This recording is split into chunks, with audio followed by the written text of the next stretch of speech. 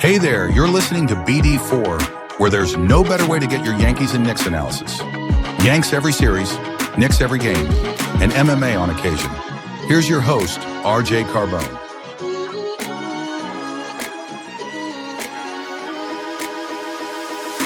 And a high drive into left center field. Stanley's going to watch another one fly. Are you kidding me? DiVincenzo a three. Bang! Bang! Knicks take a one-point to apologize to absolutely nobody. At the wall. See ya! See ya! See ya! Mr. Nova. Anthony for three. Bang! That one goes down and the game is tied. Rose, you shook up the world again. I did it again. My God did it, man. I really just had To Bronson running away. Oh my! He has been the best player to put on that uniform. Ball game over. Yankees win. The Yankees win.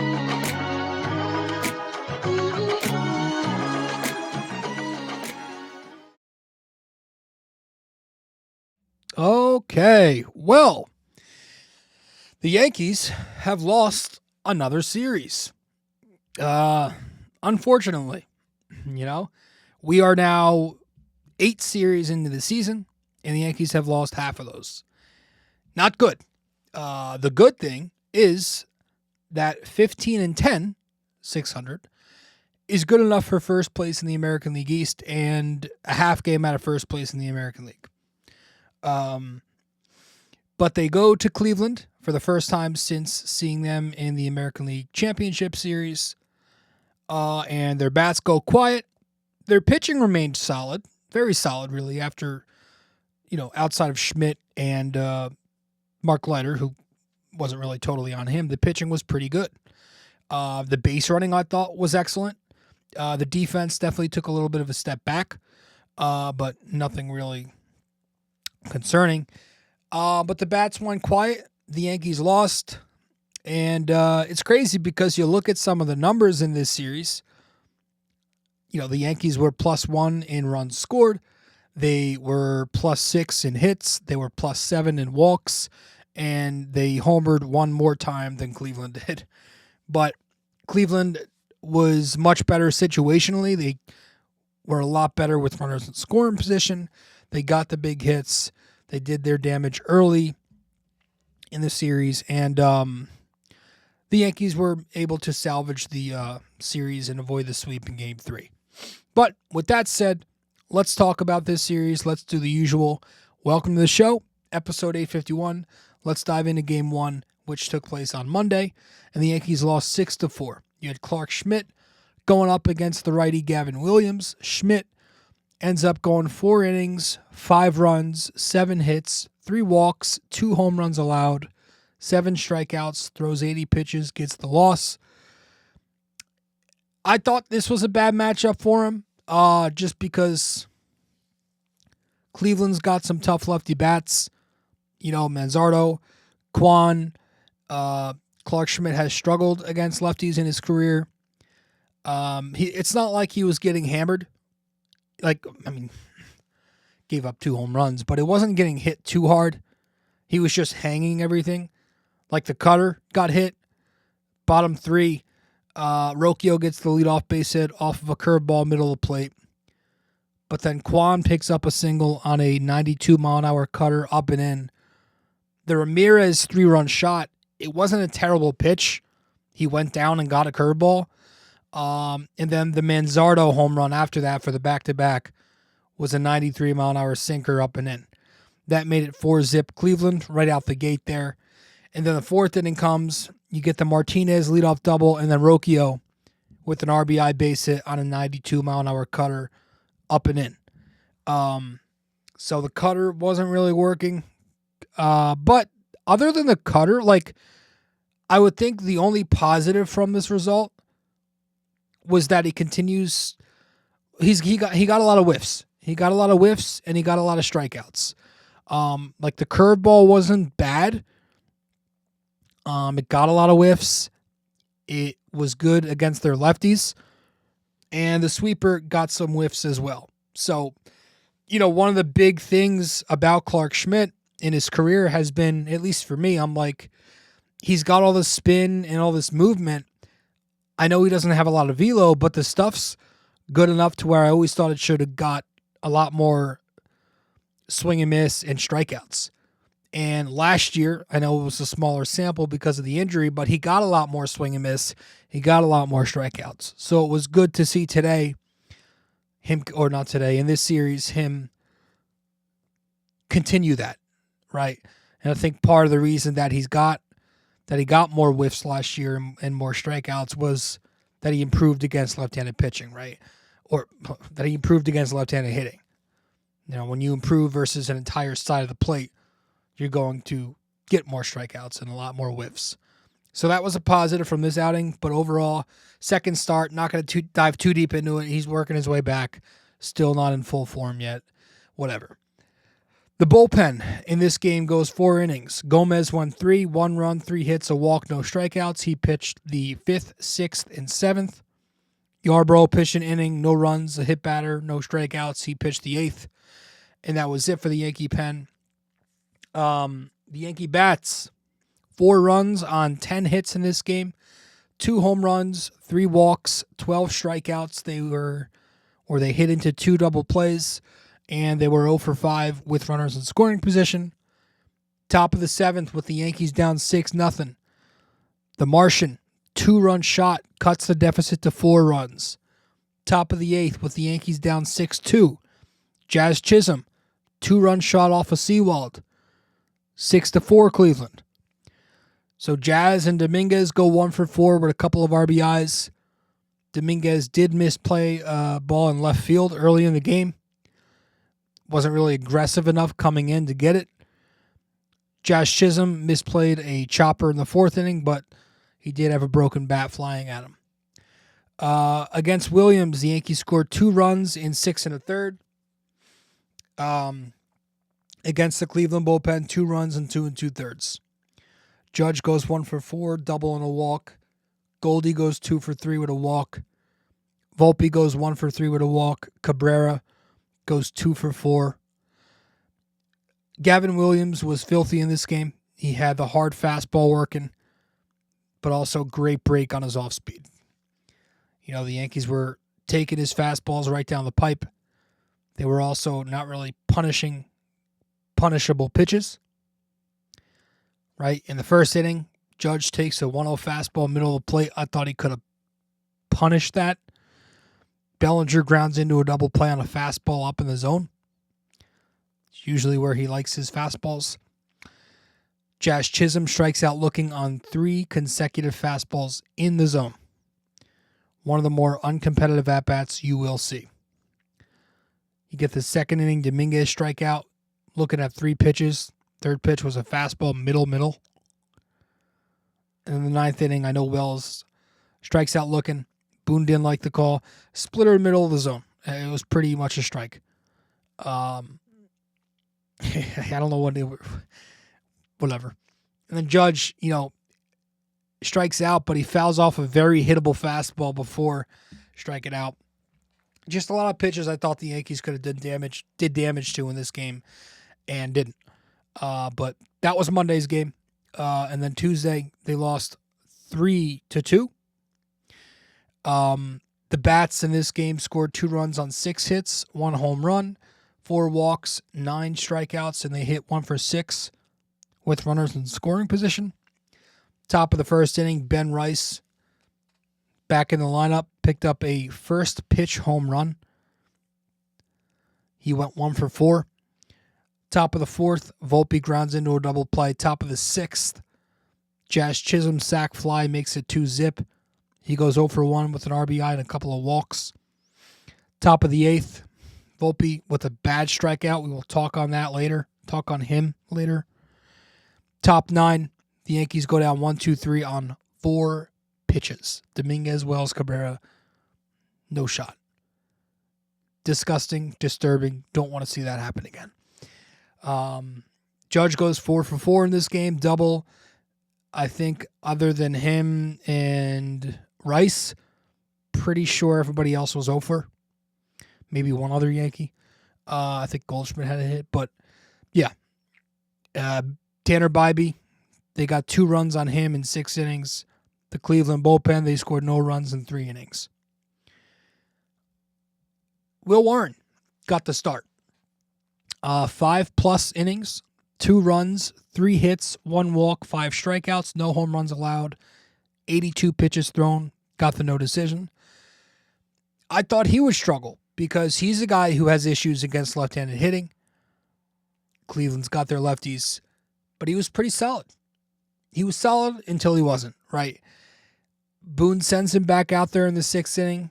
Thought it was a mistake by him in a 1-run game especially. Warren is a guy who doesn't have this stuff to last the 3rd time through. You know, you put him back out there 3rd time through, he'll start hanging breaking balls.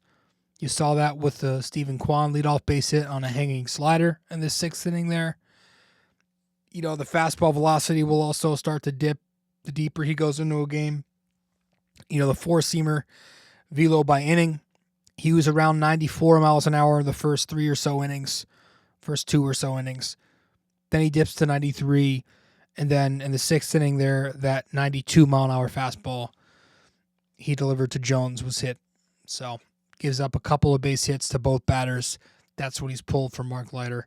Comes in there, gets Ramirez to strike out swinging. It's a filthy sequence. He goes sinker, splitter, splitter. But then the game kind of unravels from there, right? J.C. Escara loses track of a breaking ball. He was kind of trying to prematurely jump and throw out the double steal. Loses the breaking ball behind him. Stephen Kwan ends up scoring at home plate there, 2-1. Deficit's cut in half. Manzardo then rips an RBI double. It's a sinker in. Caught too much plate. Ties the game at 2. Judge couldn't really get to that ball in shallow right field. It was a good effort. Doesn't get to it. And then Naylor comes up to the plate. Works a 2-out walk on 4 pitches to put guys on 1st and 3rd. After that, Martinez picks up an RBI base hit. Volpe can't handle the 1-hopper. 3-2 Cleveland. Schneemann hits a slow dribbler for an infield single. Volpe can't make the playing time on it. Loads the bases. That's when Leiter gets pulled for Tim Hill, who eventually escapes. So 2/3 of an inning for Mark Leiter. 3 hits, 1 unearned run, 1 walk, and a strikeout. Tim Hill goes an inning and a third, no runs, no base runners. Luke Weaver pitches an inning, no runs, no base runners. Aaron Boone. So the decision-making from him in this game, again, I didn't mind him pulling Will Warren because Mark Leiter has been excellent. So the pull was fine to go to Leiter. I just didn't like Warren going back out there for the 6th. I think going forward, I would call 5 innings a win from Warren and then move on. Right? Again, the stuff's just not good enough for him to go out there 3rd time through. Also, I get that relievers are supposed to get you out of jams as part of their job. I feel like when you have an opportunity to give relievers a clean inning, probably do it. The Yankees never like to do that. Always giving their relievers a traffic jam to work out of. But so that was the only thing there. Well, I didn't like the pinch hit in the 7th. Pablo Reyes as the righty to pinch hit for the lefty J.C. Escara to get that matchup on Tim Herron there. You want a righty, I feel like just go with Oswald Peraza. He's shown that he's been hitting. Austin Wells eventually comes up in this game. But, yeah, you want the righty on lefty matchup, just go to Peraza. But no real qualms. Yanks lose game 2 as well. Game 3, Wednesday, today. The Yankees salvaged the series, avoided the sweep with a 5-1 victory. 5 runs on 11 hits for the Yankees, 5 extra base hits, 8 walks, 14 strikeouts. They were 5 for 18 with runners in scoring position. Against Ortiz, they scored 4 runs in 4 1/3. Probably should have got a lot more, being that Ortiz put 10 runners on base in those 4 innings. The Cleveland bullpen, 1 run and 4.2 on them. But top of the first inning, the Yankees get a couple of runs. Judge with an RBI triple, Goldschmidt an RBI double. Top of the second in a 2-1 game, Rice and Goldie pick up RBI base hits to make it 4-1. Top of the sixth, Goldie with a double in the gap, but Bellinger trying to score from first base gets called out. It was pretty good throw. Got him by a little bit. But top of the seventh, the Yankees do tack on when Austin Wells rips an RBI double off of Kent to make it 5-1. So Wells goes 1 for 5 with a double RBI. Goldie goes 3 for 5, couple of doubles, 3 RBIs. He just continues to mash. Ben Rice 1 for 3, couple of walks, RBI. Judge 2 for 4, triple, walk, RBI. Bellinger 1 for 4 with a walk. Jazz 1 for 3, couple of walks and a stolen base. The Martian goes 2 for 4, double, walk, stolen base. So no home runs in this game. So for those who think that home runs are bad, today was another win without a home run. The Yankees last season, they were just 14-27 in games where they didn't go deep. That's a .342 win percentage. The Yankees this year, they're 3-4 so far in games where they don't go deep. So we'll see where it goes. Rodon threw a gem. The bullpen was fantastic. Fernando Cruz especially. 1 inning, no run, 2 strikeouts. It is it's amazing how silly Fernando Cruz can make brand names look. You know, like, I mean, in the Royal Series, a couple of times he made Bobby Witt Jr. look stupid. Salvi Perez looks stupid. You know, like today, bottom of the 8th inning, an elite contact bat in Steven Kwan gets him striking out swinging on a fork ball below the zone. Jose Ramirez, 6-time All-Star, 5-time Silver Slugger, MVP candidate, steps up to the plate. A couple of at-bats later, he strikes out swinging on a fork ball in the zone. Like, the guy, I mean, he'll get swings and misses, check swings, swords. His stuff is nasty. And I'm glad he's off to such a good start and hopefully can continue because I really think Blake tapped into something here. Luke Weaver closed it out. Got a little luck from Cody Bellinger in center field there. A couple of the outfielders, but I want to start there. I want to tip the cap that I'm not wearing to Luke Weaver. Because Luke Weaver, although it wasn't pretty in this series, continues to just get the job done. 2 innings, no runs this series. First cap tip of the year for Weaver. I don't know why that's. I think on the graphic I said 2. Ignore that. But the first cap tip of the season for Luke Weaver. It feels wrong that this is the first time we're tipping our cap to him because he's been their best reliever in terms of run prevention. But you know, yesterday he goes 1 inning, no runs, 1-2-3 inning on 12 pitches to the middle of the Guardian order. All those were contact outs, and then today, 1 inning, no runs, all contact outs once again. You know, 3 deep flyouts off the bat of Santana, Jones, and Schneemann, and then a base hit to Wilson. All 4 of those guys got 94-mile-an-hour fastballs either up in the zone or middle of the plate.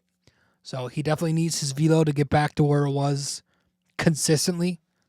You know, second half of last year, he was, I feel like, consistently sitting 96, 97. And it's definitely improved since the beginning of this year. It's still just a tick below. But overall, the stuff still remains good. It's still yielding incredible results. Because it's so good, he's got no runs allowed in 13 innings this year, knock on wood. 13 strikeouts, 3 hits, a .62 whip, 6 holds, 2 saves. So he's doing everything. He's doing it all. You know, multiple innings, save situations, non-save situations, holds. You know, his stuff's good. I mean, he's got elite peripherals, the chase rates, whiff rate, K rate, all those categories. He's above the 80th percentile. barrel percentage, hard hit percentage, he's above the 90th percentile in. So he's been the Yankees' best relief pitcher this year. I think that's why the Yankees went to him today over Devin Williams. You know, Devin Williams, I know it wasn't a safe situation today, but they have been going to him in non-save situations. So thought that was interesting. Weaver continues to dominate four-seam changeup. A lot less cutter this year, and he's mixing in the slider more than he usually does. So I think that's interesting, but continuing to do his damn job. Luke Weaver, who's been a rock for this team the last couple of years now. So game ball goes to him. Let's go to the rotation, and let's stay with game 3 here, and let's talk about Carlos Rodon. Carlos Rodon, 7 innings, 1 run, no earned runs, 4 hits, 2 walks, 8 strikeouts, 90 pitches, and he gets the win today. It's his second cap tip of the season. You know, and once again, for his second consecutive start, I believe, gets off to a slow one, but works out of it instead of crumbling and let it affect him. Right? He was hit hard in the bottom of the first there, but he did not let it get to him, and he got through it. Right? He issues the 1-out double to Arias, hangs a slider to him. It's 111 miles an hour off the bat. Jose Ramirez picks up an RBI base hit, 94 up in the zone. It's 98 miles an hour off the bat. That makes it 2-1 Yankees. But then he worked out of it with a couple of contact outs to the right side of the infield. And he ends his day really hot, retiring 14 of his last 15 batters. So, really just that first inning. And I love the fact that in this game, Carlos didn't rely on the four-seam again. You know, he wasn't totally relying on it, which is important. That's been a key to his success in his good starts this year. He was leaning into his off-speed. You know, he was only 42% four-seam fastball in this game. He used it early in counts to set up his off-speed. And when he's got his velocity, like he did today, he was, you know, a couple 96, 97s today. That's going to help his off-speed play, right? The slider was really effective today because the fastball early in the count was working high velo. You know, he had 8 strikeouts overall, 5 of them swinging with the slider. He got Rocchio a couple of times chasing it. Wilson, what's his name? Big Christmas. He fooled the shit out of him. He got Martinez. The slider was 60% whiff rate today. The changeup was very sharp. Got a couple of swings and misses, or a couple of strikeouts. A couple of swinging strikes out. Fucking Christ.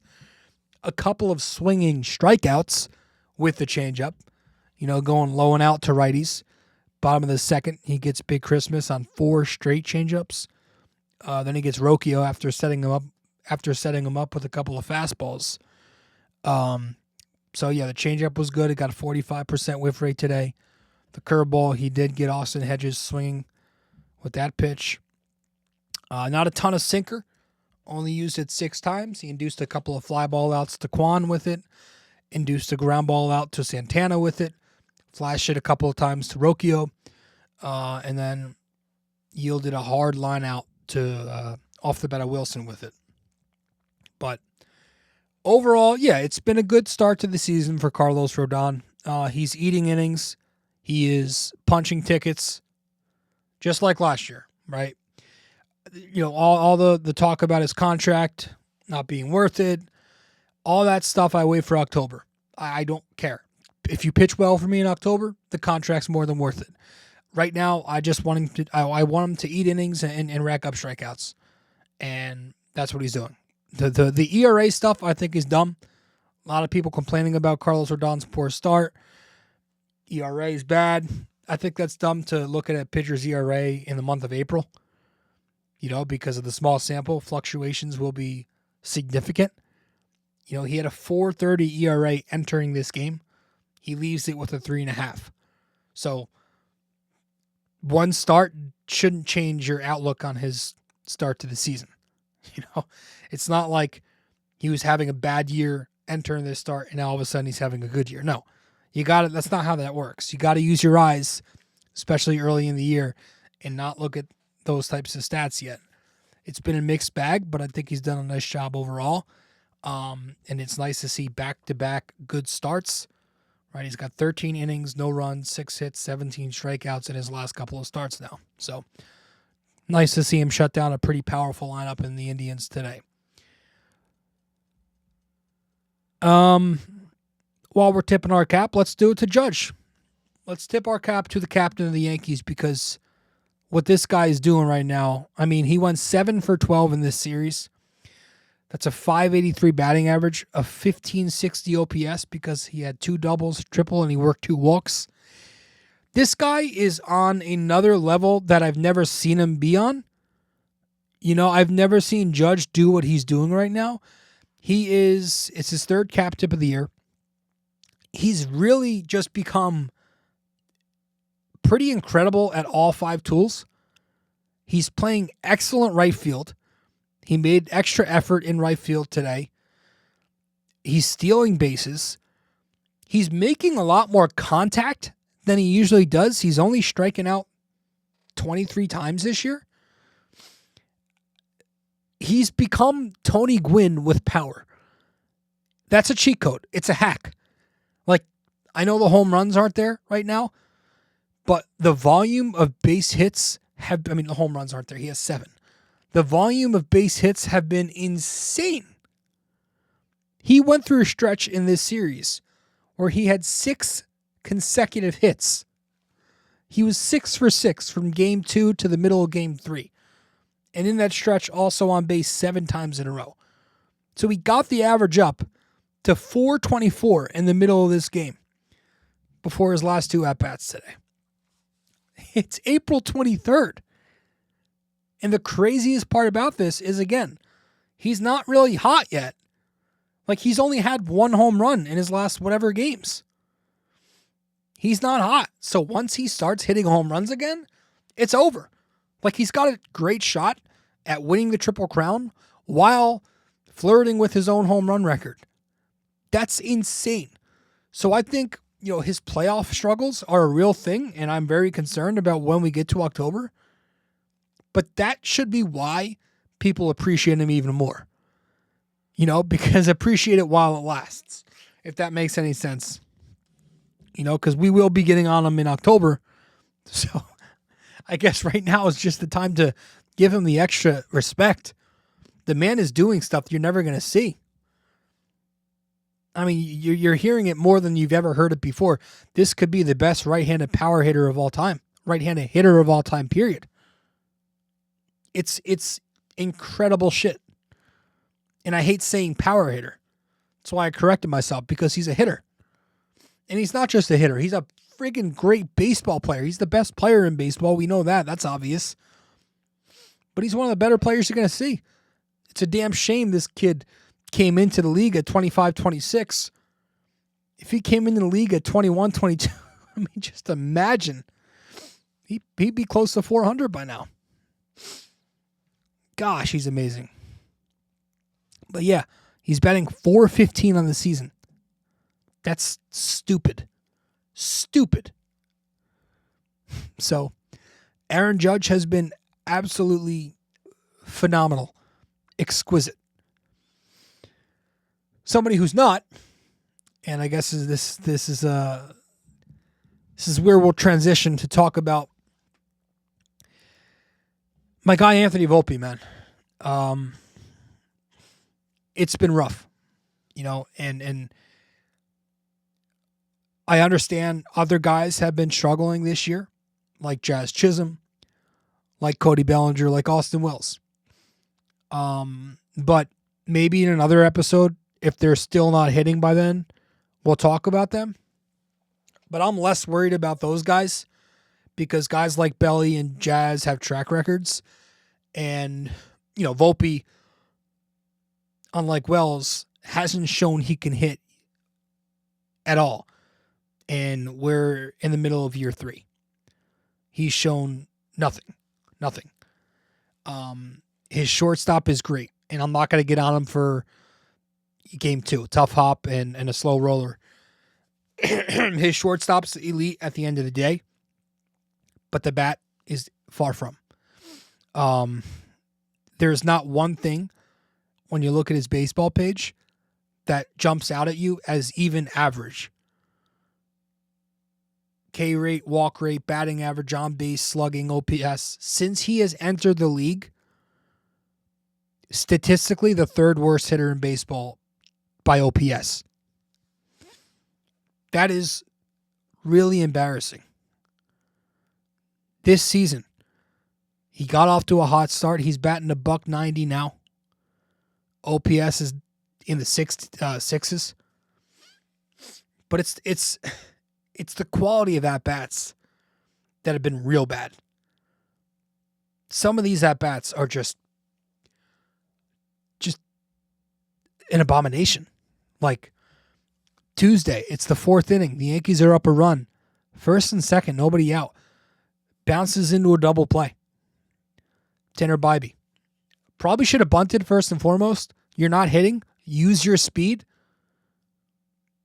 First pitch, he spits on a cutter upstairs. Good. Second pitch, it's a tough called strike. 95 on the outer edge.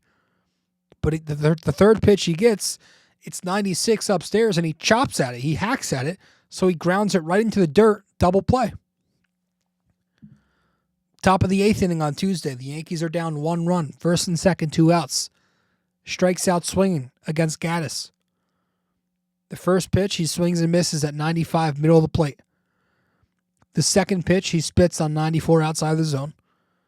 Third pitch, he fouls off. It's the same thing, 94, middle of the plate. Same thing as the first pitch. Fourth pitch comes, he spits on another fastball high and out. Then the fifth pitch of the at-bat, Gaddis changes speeds, and Volpe strikes out swinging on a slider low and out. It was about a foot off the plate.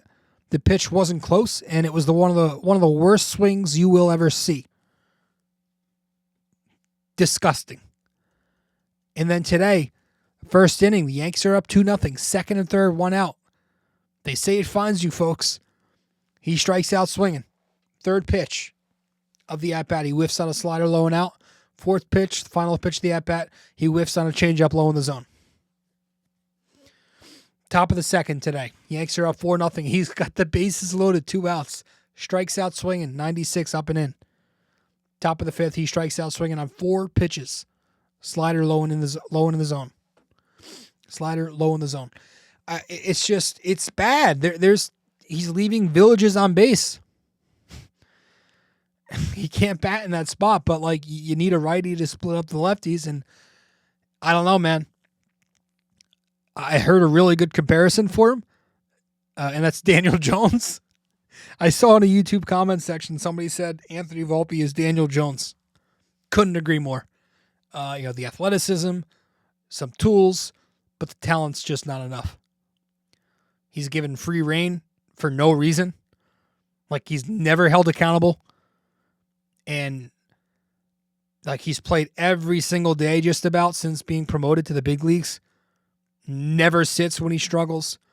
And if you question the organization at all about him sitting or about any of his struggles, let alone demoting him, it's how dare you. He's Ozzie Smith out there. He's got such a great glove. He doesn't need to hit. He's playing a premier position. Do the Yankees know that shortstop is become a hitter's position? Shortstops rake in today's game. And to be honest, you're hearing more demotion talk from fans. I don't know what that'd do. I don't know what a demotion would do. He could rake down there, but when he gets promoted again, we'd still have the same questions about how he'd handle major league pitching when he comes back up. He might just be a quadruple A player, That's why he reminds me of Daniel Jones. The organization refuses to see that he might just be a dud. Daniel Jones.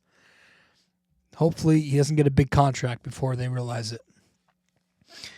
But yeah, this is a top prospect we're talking about here, man.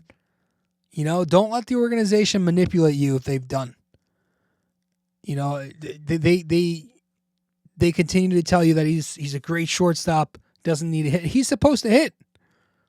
The big calling card for Anthony Volpe when he was a number one prospect coming up in the system was his strike zone control.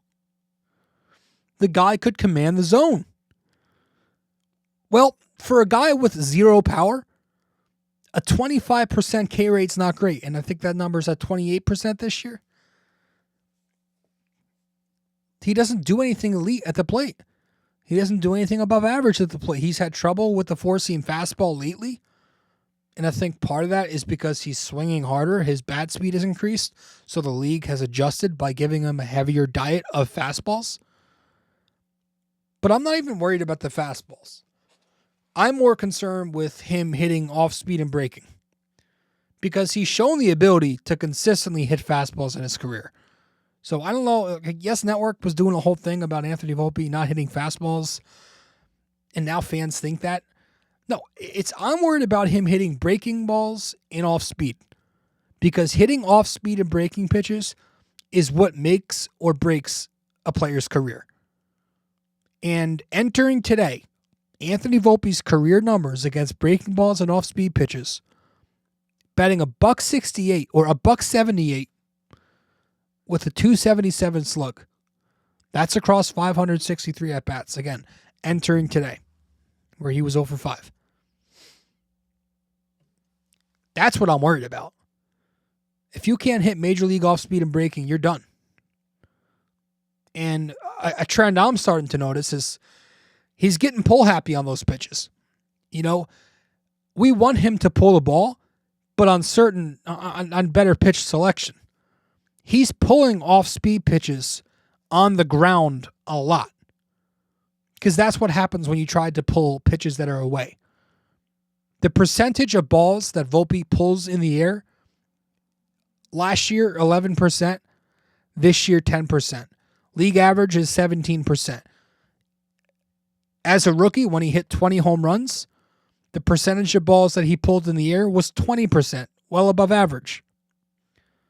So it's strike zone recognition, ironically, and selectivity, right? When you're chasing junk and off speed away, it's going to result to weak pull side contact, no power. So I'm thinking that his hot start with, when he had like 4 hits on 4 home runs, I'm thinking that's kind of getting to him, and he's trying to chase home runs because he hit a lot early on. If you just watch him up there, his front side completely opens up when he tries to pull those off-speed pitches away. So if he's more selective and he lays off those pitches and he focuses on hitting fastballs middle in to the pull side, I think it'll yield better results for him. But that's what it is to me. Like, the one thing that bothers me from baseball fans is this is a common take. A lot of them like to use the same old narrative on every single young player, and that narrative is like, he needs to focus on slapping the ball the other way, stop pulling the ball, hit singles. Like I think I get it, but we also have to realize that every player is unique.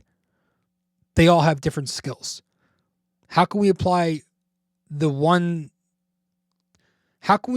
same philosophy?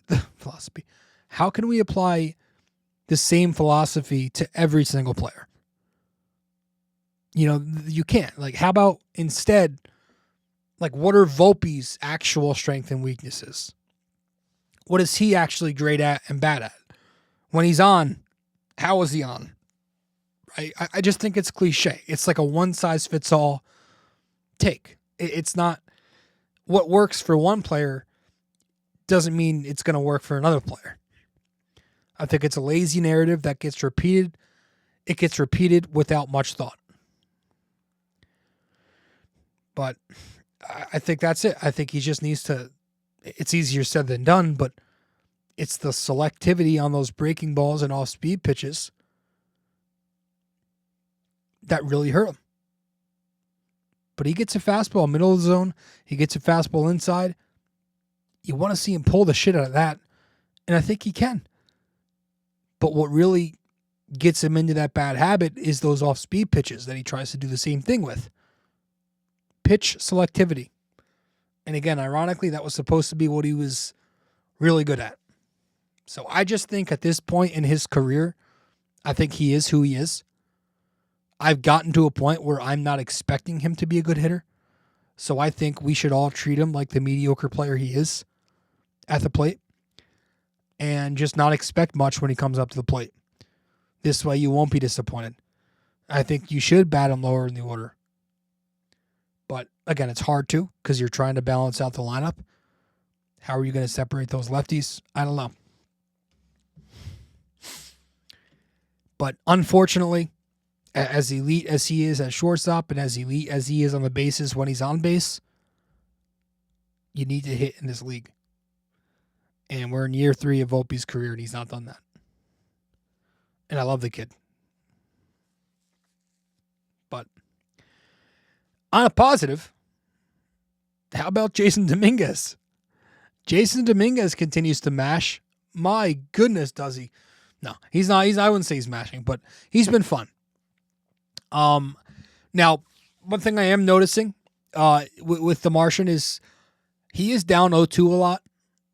I'm noticing that. Like he's never got count leverage. You need to be able to leverage the count better to get more pitches to hit. Like he loves his fastballs. If he was ahead more, I feel like he'd be hitting better. And obviously part of that is his struggles against breaking balls, which he's starting to get early in the count.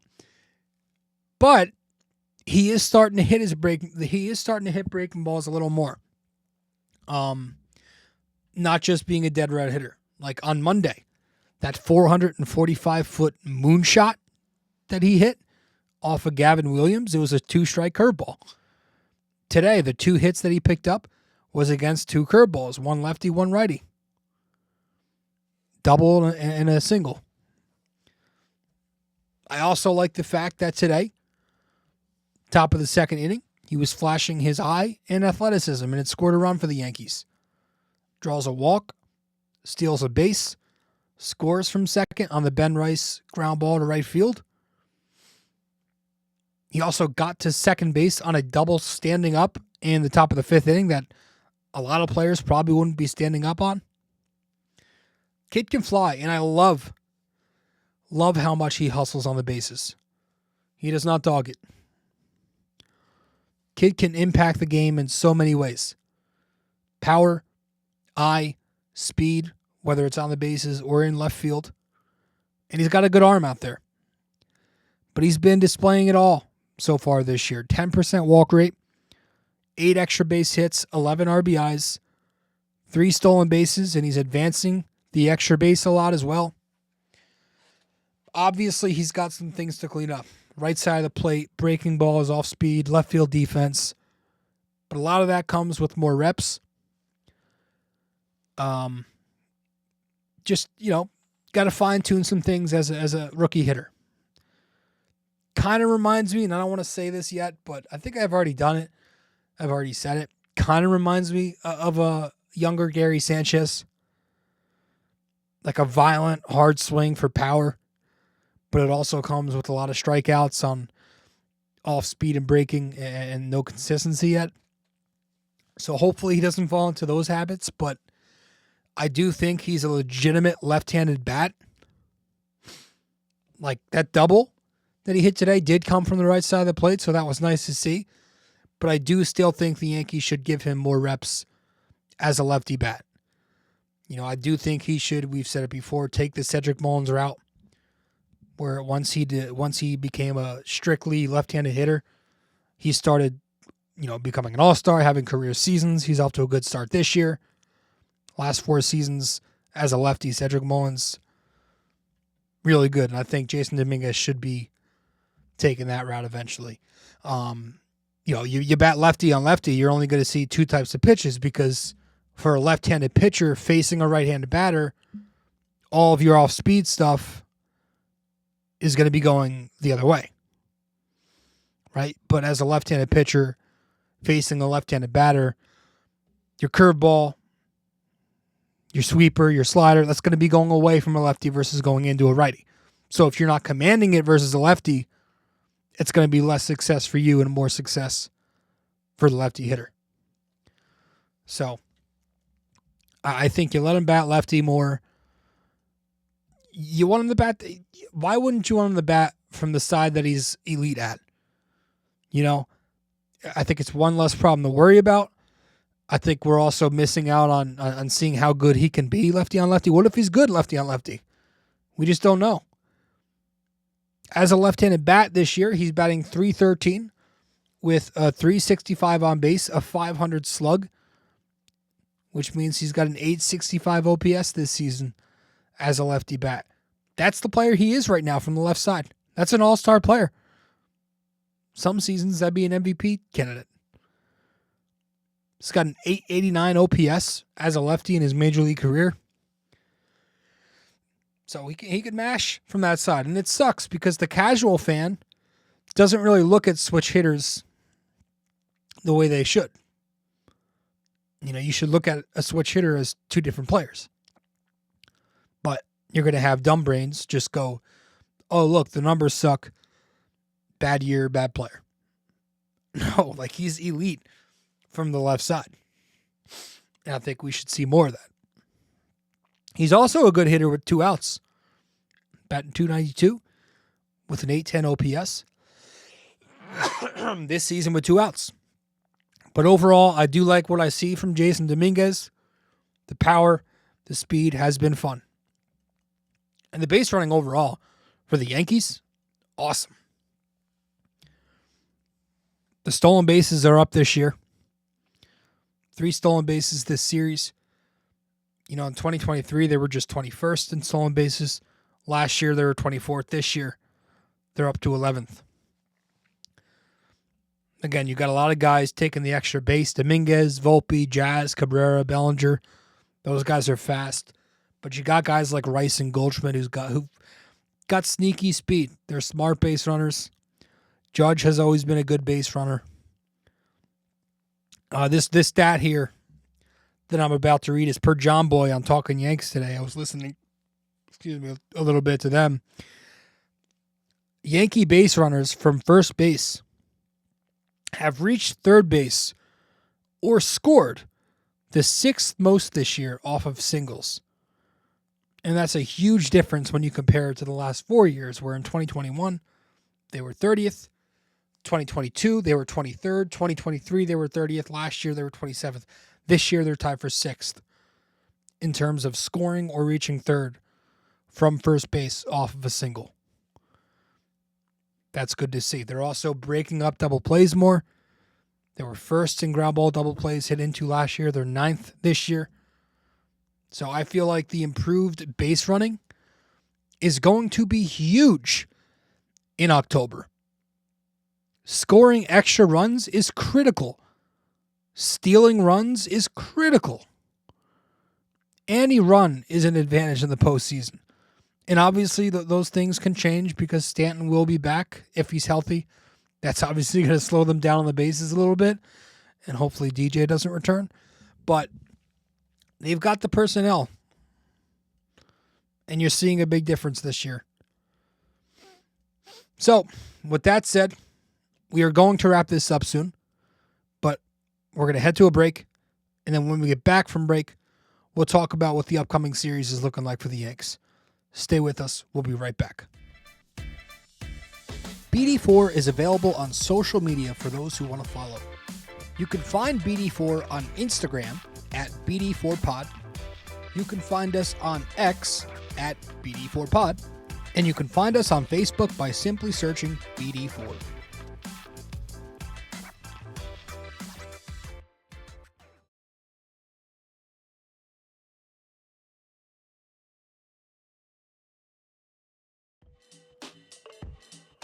Hey guys, just a quick reminder, this podcast is also available in video format on YouTube. So be sure to go over to the YouTube channel, BD4, subscribe, like the videos, comment, and tell me how much I suck or maybe how much you like the video. We'd very much appreciate it.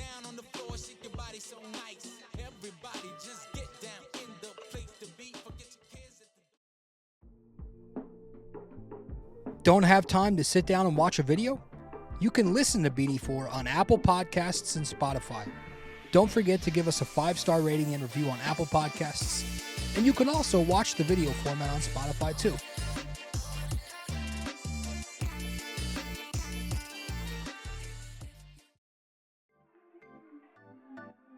If you feel like supporting the podcast, you can Venmo at Robert-Carbone-JR-28. We really appreciate your support.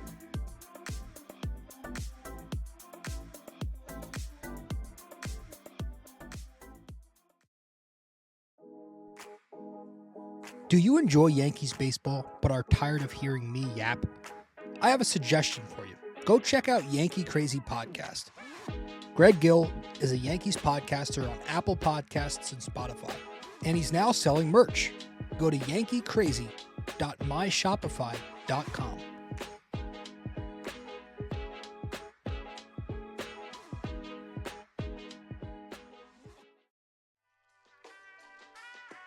Stay connected with us. Visit BD4blog.com to explore our blog, tune into our latest podcasts, and follow us on social media. Thank you for being a part of this community.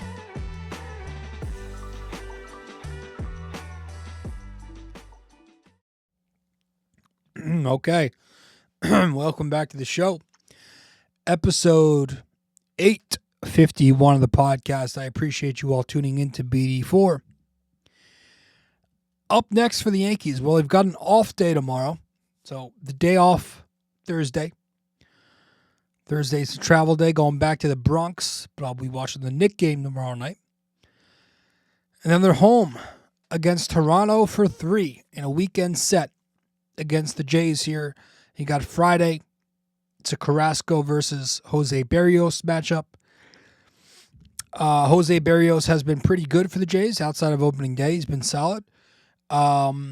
Saturday, it's Fried versus Kevin Gausman. That should be a good matchup. That splitter is a pain in the ass, so I'm not looking forward to that. The Yankees always have a problem with that, I feel like. Sunday, it's going to be Schmidt versus Bassett.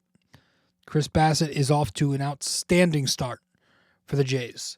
So, some tough matchups here, but Toronto this season has been pretty mediocre. They're 12-13. They're in third place by 3 games. They've been dreadful offensively. They're not scoring runs. They're not hitting for a ton of power at all. Vlad Jr. has had a mediocre start after the big contract. He's only got 1 home run. Their rotation has been so-so. And their bullpen has been solid. It's racking up a lot of strikeouts, not a ton of walks, and they're limiting runs pretty decently. So, still a series the Yankees need to take. I would love for them to sweep, but they definitely need to take at least 2. And with that said, let's wrap this one up with our trivia question of the day.